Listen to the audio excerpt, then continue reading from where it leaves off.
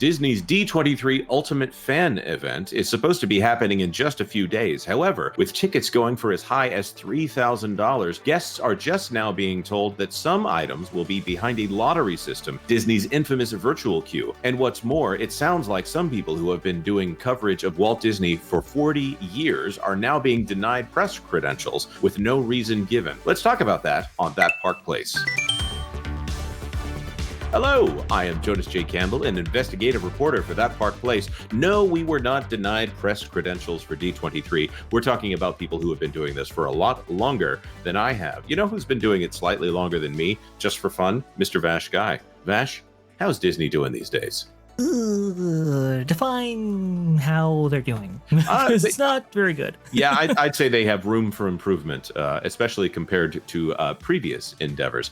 Vash, you are the source of most of this story for me, so please take it away. Yes. Well, we have to go back to the very beginning, Jonas. Not the beginning of time, but the beginning of this whole thing when this popped off. So this is going back to March 28th, and I'm taking you back all the way this far because it's really important to know just when these tickets actually became available and when some of these, additional hoops became visible to the general public. So back on March 28th of this year, the D23 General on sale was that day, and they sold out very quickly, basically. And people bought in and had their tickets for now months. And then on July 11th of 2024, Disney announces expansive programming lineup and show floor activations for D23, the Ultimate Disney Fan Event. Really? They call it activations?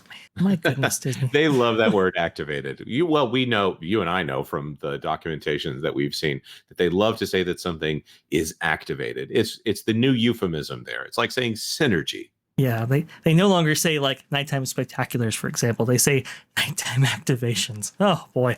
Well, it looks like there are going to be many activations in this case. Over 55 panels and presentations across 5 stages are coming to the multi-day fan experience, showcasing the very best in creative storytelling and innovation across the Walt Disney Company. So anybody who actually got a ticket is going like, whoa, this is awesome. This is great. But not so fast. Programming reservation details. The reservation random selection process, or the reservation RSP for short, for Anaheim Convention Center event stages, Talent Central, and most show floor experiences, including shopping, by the way, will open on Monday, July 15th at 12 p.m. PT and run through Friday, July 19th at 12 p.m. PT. Reservations can be made at that website. Reservations are not guaranteed and will be randomly distributed based on preferences and availability. And that is the key word right there. Now, in the past, Disney has had an issue with the popularity of their panels at the D23 Expo, and they have implemented several systems over the years in which to minimize, let's say, conflicts on the show floor. I remember the first year that D23 Expo actually took place, I think it was 2009, if I'm not mistaken. There were fistfights that occurred outside of some of these panels with people cutting lines and so forth. And this process even got worse when Disney decided to opt out of using their own cast members to actually manage the event and opted for convention employees to regulate everything. It just got really, really bad. So this random selection process has been a thing, although it's never been, I don't think, this strict before, and this goes to multiple levels. But Sean Ranks the Mouse, which is a friend of mine, says the D23 reservations are quite literally a joke. Why in the world would you even give guests the option of selecting multiple preferences every single day if you're going to give them, checks notes, one reservation for one day of a full 3-day event? What a waste of time. He goes on to say, I have 11 D23 Expo tickets in my account for friends, and the best reservation I got for anybody was like 4th on their preference list for some random Pixar ball giveaway or crappy panel, and only 1 max for the whole expo. I believe 1 max per day. I feel so bummed that I couldn't get anyone something they wanted. And there are many, many panels here, as you can see on that list on your screen right now. And from what I understand, people are just, they bought into a system, maybe at minimum $100 a day. At some cases, like you said, Jonas, $3,000 per day. And they're entering into this random selection process and not getting almost anything. I heard a horror story last year, or last time I should say, that this took place. I believe it was Mondo from Five Fires that said that he had preferred all the panels as anybody would, and only got, I think, like a shopping experience. Oh, wow. That he was able to get. I mean, this is What if that's the entire reason that you're going to the D23? By the way, I want to say that 3,000 was for the entire weekend. It was a very VIP experience, but I do believe that unless there is a $10,000 package. I know I've heard of some people that for just two people are having to pay $14,000 for whatever it is that they're having to spend on their D23 trip. That is, of course, not counting merchandise. That's not counting special events and tickets while you are there. I was going to say, you talk about merchandise, Jonas. Now, merchandise is very interesting here because guess what? If you want access to merchandise via any of their stores, like Disney Studio Store Hollywood or Mickey's of Glendale, which is the famous Imagineering store, or Glendale's Pin Store, the TWC store, all that. Well, the key registration for those in the app opens daily at 4 a.m. Whoa. So not even the stress of a Disney vacation where you have to get up at 7 a.m. to see whether or not, if you buy, if you pay that good money for Lightning Lane Multipass, getting up at 7 to assure that you can get your number one pick. And then on the rides that were definitely not your number one pick, picking one of those. In this case, they're making it so you have to get up at 4 a.m. if you actually want to go to anything specific. What a horror story right here. Who in the world is going to be the person for each party that has to get up at 4 a.m. to make sure this happens? What a nightmare, because that's a long day. This is a high energy day for anyone who would be attending here. Yeah, I can tell you right now, my one experience with D23 back in 2011, I'm not going back. Okay, these days are absolutely brutal. And I will say I had the pleasant fortune of being able to attend many of the panels that I wanted to back in that day. But man, this just seems like an absolute nightmare. I like to tell people nowadays, the bigger a fan you are of Disney, the more hoops they put you through. And I think this exemplifies that thusly. Very, very terrible. But this is not just a shot across the bow at fans. But apparently media as well is getting the runaround from Disney. Now, Jonas, we've heard a little bit about media credentials being stripped from people or given to some others. It does seem like there's a change of leadership at the media ranks of the company. Is that kind of what you've been hearing? Yeah. Well, they do have a new chief brand officer, and I do believe that Asad Ayaz, the new chief brand officer for the company, was put in charge of D23 as an effort to revive the brand here. And turning D23 into the monetized event, obviously it was monetized already, but on a bigger scale, and putting them globally, that was probably under his jurisdiction here.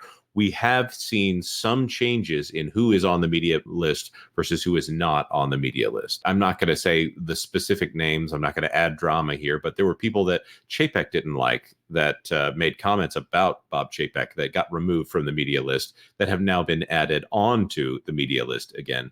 However, I'm very surprised at the name that you told me is somebody who is somehow being denied media credentials for D23. I was shocked at this because this person has been covering the Walt Disney Company since, from what I understand, the 80s, and has been a part of many media events in the past, as I don't think would ever have a problem getting media credentials for any number of high-profile events at least.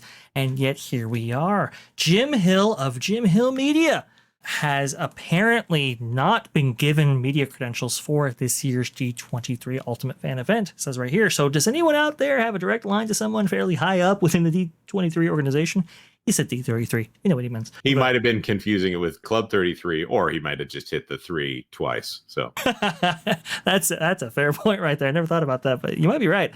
The reason I ask is, well, on the heels of my application for a media credential to this year's expo being rejected, which is, of course, they're right. Now I'm having issues with, and I believe he continues right here, the backup ticket that I purchased to this 3-day long event. And I'd hate to think that I'm flying all the way out to Anaheim only to then get turned away when I try to enter the convention center. Is anyone else out there having issues with their expo admission materials? Now, Jim Hill, at a certain point, I believe he used to live in California, but now he lives in New Hampshire. So the idea of him flying all the way down to California, to Anaheim, to actually get to the expo, and perhaps even being denied from even entering the show floor is outrageous. There were some people who chimed in to try to help here. If you're having an issue about transferring a ticket that Kitra is having, Peter and Kitra from Ordinary Adventures, the deadline to transfer has passed, and they said it can only be done in person at ticket pickup. There was a back and forth here. This is what makes me crazy about D23. I had multiple calls to the official Disney fan club, sent a bunch of emails about this very same issue, and no one within the organization ever let me know about being possible to fix tickets on site at the convention center. Also, too, not even just Jim Hill, but Guy Selga also got denied after the coverage of the last 6 expos and getting pretty decent views and everything every year. Not mad or anything, just surprised. It's crazy, Jonas. I mean, what is going on? Why is the D23 Ultimate Fan event, in which I believe they actually increased capacity by actually having things at the Honda Center? Why would they be so incredibly strict on who they actually give media credentials to? This is absolutely bizarre. I also don't understand why, because essentially the entire marketing machine, they do advertising on YouTube, and I'm sure you'll see a commercial here and there. But if you look at Tiana's Bayou Adventure, for instance, that was heavy on the social media presence and on influencer marketing rather than actually putting many ads on television. Now, there's probably some person who actually wrote the check for the ad buys and talked about how expensive that was. But we were looking at some care packages that they were giving to influencers and blogs and media sites, and they were easily in the $200, some looking like they might have even been in the $400 range, not counting a stay at the Contemporary Resort. That's just $100 a night, right? The Contemporary Resort, the monorail resort right there that leads right into in your dreams, Jonas. Yeah, exactly. I always wanted to stay at the Contemporary, but now I don't want to. I'm just going to point out that influencer marketing is the thing that they do now. And for them to say that people who have been, for lack of a better term, they've been influencers since before the word influencer was even in the vocabulary here. I don't understand why they are not given press credentials for the event. It makes me want to go look and see whether or not they've been favorable on some of Disney's more recent changes here. Maybe, just like we've been hearing out of the Bob Iger Corporation, if you have institutional memory of what Disney used to be, Disney does not view that favorably. They would prefer that they tell you what it used to be like, as opposed to you remembering what it is actually like. I just got sent this video, and me and Vash were watching it before we started this here. This is what the streets of Walt Disney World look like right now. It used to be spotless, and now, and just in case you're not sure that this is Walt Disney World, some of their signature plates end up on the streets. There's some Starbucks.